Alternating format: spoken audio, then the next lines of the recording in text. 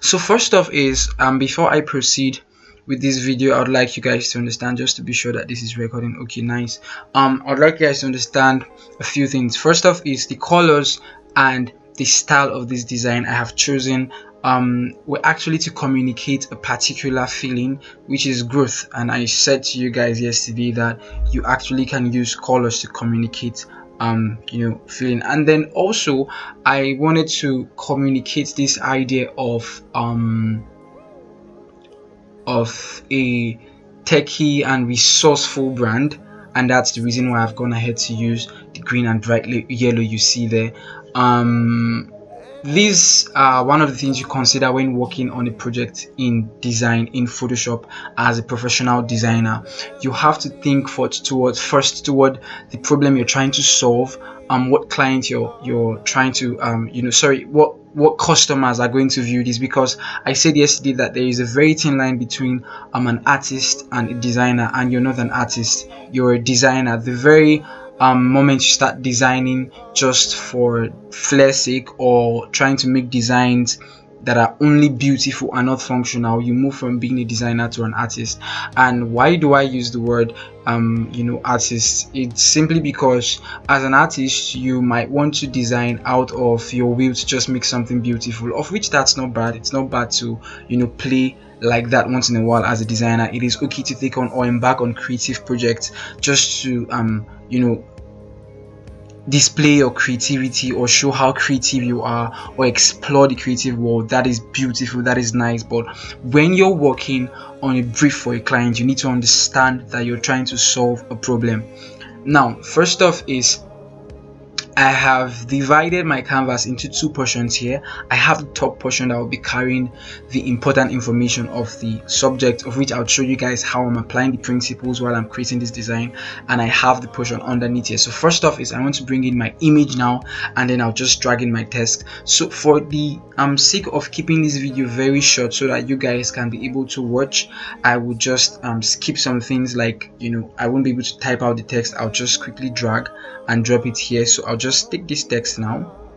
Okay, sorry, I have two text layers rather, so I'll just take the both of them and then drop them here. So my apologies, my computer is a bit laggy at the moment, but that would not hinder our tutorial, so must make it work. All right, so we have this here and it's actually under this layer, so I'll just drag it to the top. And next off is this, so I'll take this here too. Now first off is alignment, and when I spoke to you guys about alignment yesterday, I told you that you need to ensure that elements in your design are properly aligned and tied to specific anchor points. For example, this design has been divided into a 3-grid style layout. So I have the top portion here, which I'll be placing a text here, and my image here, imagery, and then I have the portion underneath here, which is going to be the last portion where I'll be placing the bio, or the should I call it the footer details, or the secondary information. So I have this text here, and to ensure that they are aligned properly, I'm going to just drag out my ruler.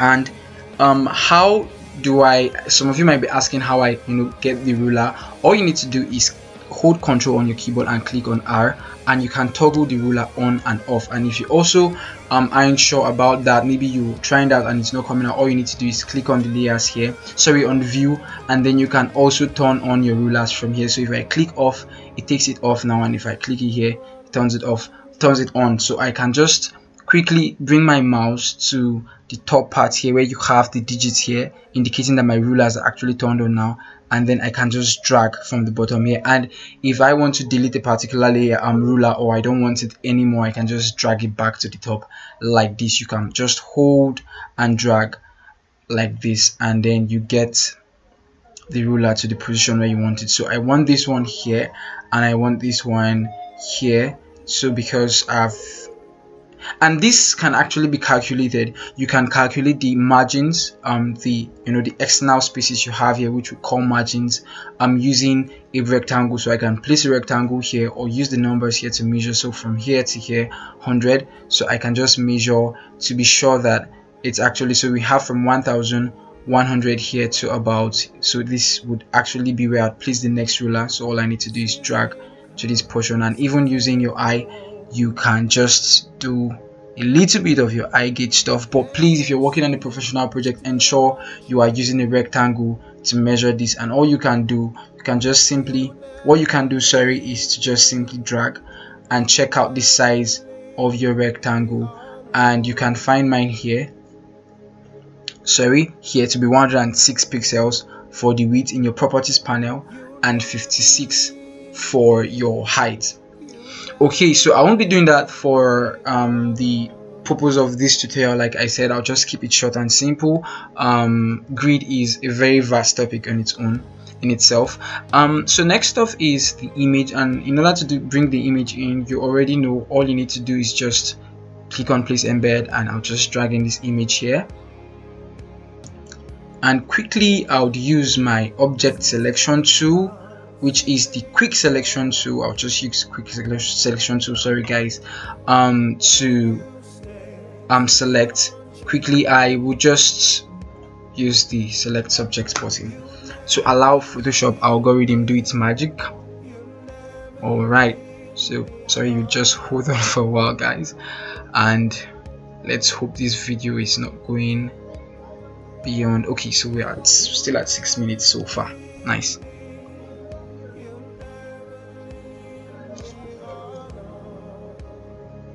Alright, so just pardon my laptop for the laggy experiences you guys are noticing now. Alright, so that is it. I would say I have a little bit of a perfect selection here, so I'll just go ahead and use my layer mask option. Now there are two ways you can do this in Photoshop. You can either cut this out of its original layer into a new layer using Ctrl J on your keyboard, and as soon as I do that, just hit Ctrl J for Windows users and Command J for Mac users. Photoshop automatically creates a new layer for me, calling it layer 1. So if I toggle off the layer underneath, I have the new subject here. But if I don't want to do that, perhaps I want to have this layer, and like I said, using a mask preserves the other layer, so you can review and hide. You can review and hide using your brush tool. So if I apply a layer mask here now, for example, you can find that I have the background taken off, but it's still on the same and this particular layer. First off guys, let me mention this: you want to learn how to name your layers while you're working. It's a very, very good and professional practice. It also boosts your confidence as a designer. I know this by experience. So please, let us just quickly name this to Lady. Alright, so you notice I have the layer mask added here. This is called a layer mask. And what is the unique thing about layer mask? Now, all Photoshop did was just cover this side for me rather than just cutting it out entirely. So I can go back by simply selecting my brush tool here, ensure that the particular layer mask is selected, select the thumbnail, this particular thumbnail. Now, like I said yesterday, you can change your foreground color here to white or black to either reveal or hide. Black is to hide and white is to reveal. So I can hide in more portions of this design or reveal more portions of this design. You see, this only works with the layer mask. So if I want to just preserve other portions, so maybe perhaps I want to bring this part of the image back in later, I don't have to delete and start selecting again. I can just quickly brush in or brush out a particular portion.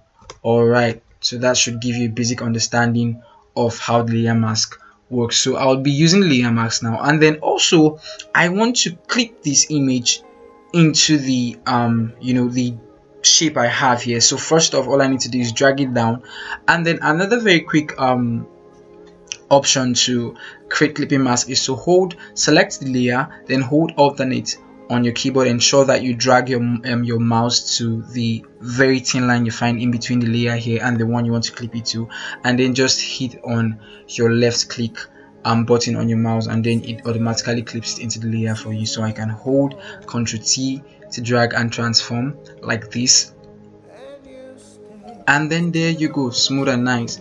All right, so back to the next important thing we want to do here. So next off is how to get the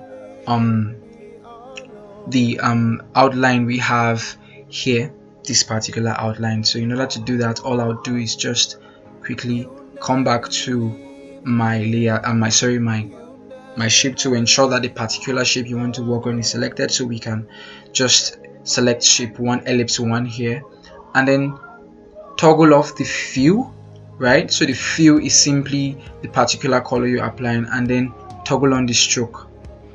All right, very nice and simple. So we have the stroke here, and then we can pick a particular color we want it to be. So I'll just go with the bright yellow, or let's just go with the green. Rather, I'm actually using a gradient there, but I want to keep this very simple.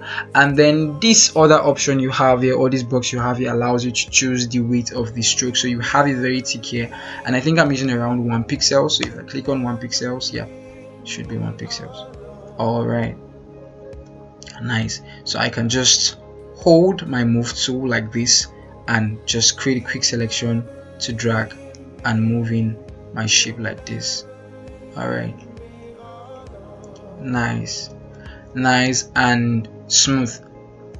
Okay, so very simple, right?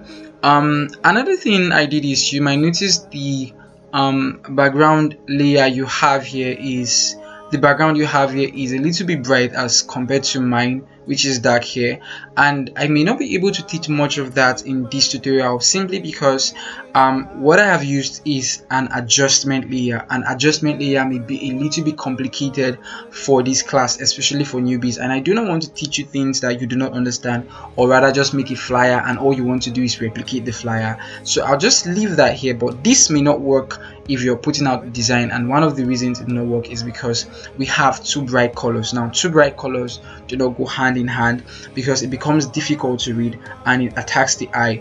So someone who sees this might be a little bit difficult for the person to just look at the entrepreneur here, because it's a little bit bright and brighter, and it's, you have the, and just throws this amount of light, brings this intensity of light to the eye. So if you want to, one very simple tip to working with colors is always use darker colors to complement bright colors.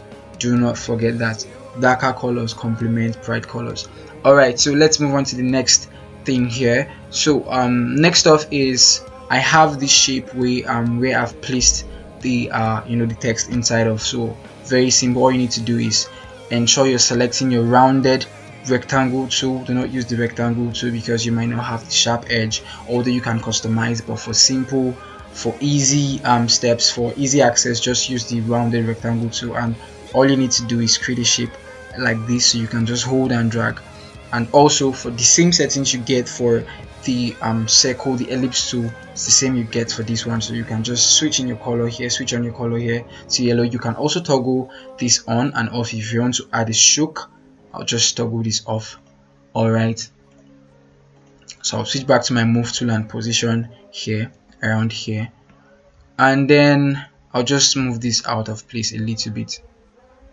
All right, so I'll just drag in this text and place here like this. All right, so all I need to do is drag the layer up and ensure it's above the rectangle. Okay, and place here like this. All right, nice and smooth.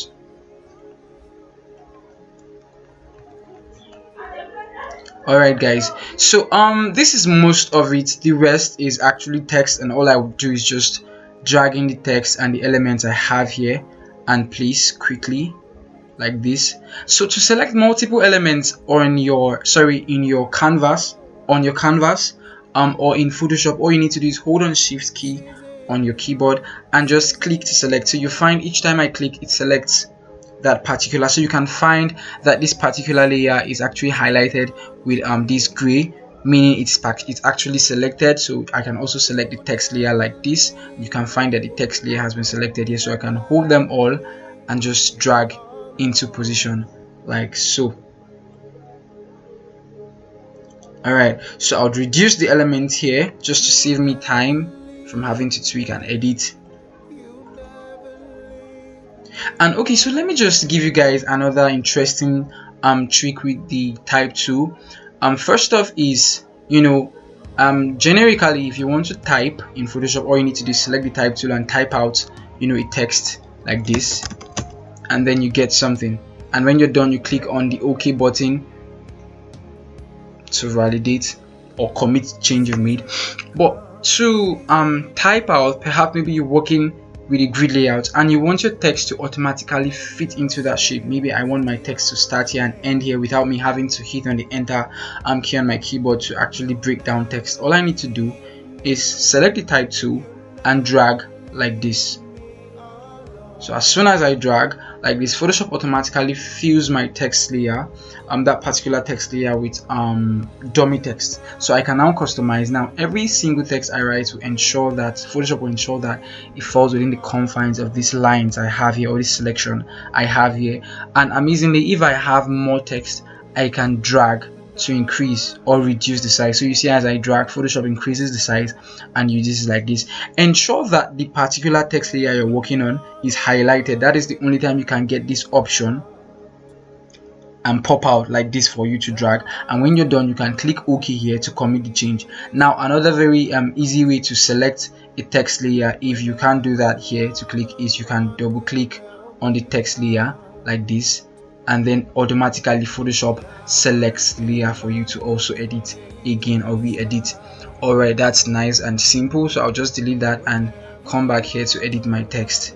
So I have this here and I'll just delete till this particular portion here. Now I can drag because my text layer is selected so that this could fit into the grid, and then I'll just delete this. Okay, I'll bring this here. Oh no, delete this. And then just drag this one down here like so, and then I would ensure that I'll bring this particular arrow here and ensure that it is clipped to this background here. All right, nice. So I have this here. Okay, nice and simple. And then of course, to enhance your design to look this neat, I'm using some other very advanced features. I'd leave that for now. Then lastly, all you need to do is drag in your logo or whatever it may be you're working on. And some of you might be asking, okay, how did you attain the brush effect? This brush effect was actually downloaded from a website. It's actually called freepik.com. So you can go to www.freepik.com as newbies to get design assets. You can get a whole lot of things there. Please visit the website if you are new into design. You get a lot of freebies there, and you can also subscribe to their premium membership. You get brush strokes, you get a lot of other amazing effects. You can attain this if you're using a pen tablet, but I don't have that, so most times I just manage my brush tool, or I go over to Freepik to get this. So very simple. All I did was just place this, drag like this into my design, and place behind the subject like this, and you can drag into position till you're satisfied. Another thing you want to be careful with is here. What I've done here is just a little bit of a bad practice, because you want to ensure that the text is not choking your subject. Like I said, white spacing is very important. Now the spacing you have between your elements here is white spacing. Hierarchy is what I've done by increasing the first text we have here, which is the most important text, and then reducing the other text, because these are like the subtitle and the anchor text, and then we have the secondary information. Now another very important thing I've used color here to do is to create hierarchy.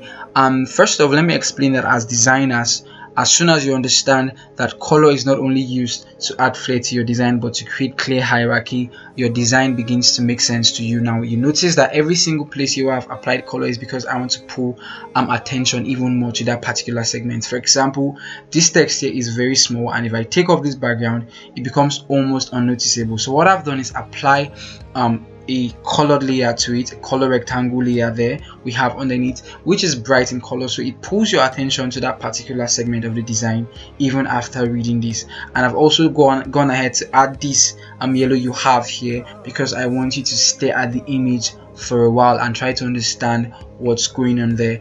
And then also I've highlighted the most important text here, which is about the entrepreneur and his business. Okay, very important. Also this has also gone the extra mile to automatically abstract my header for me, making it unique and somewhat interesting. If I had just left this in, you know, exact sizes, the same sizes, it would be just boring and it just look like a whole line in itself. Alright, that's it for today's tutorial, guys. Thank you very much and stay tuned for our next episode of Design That Works.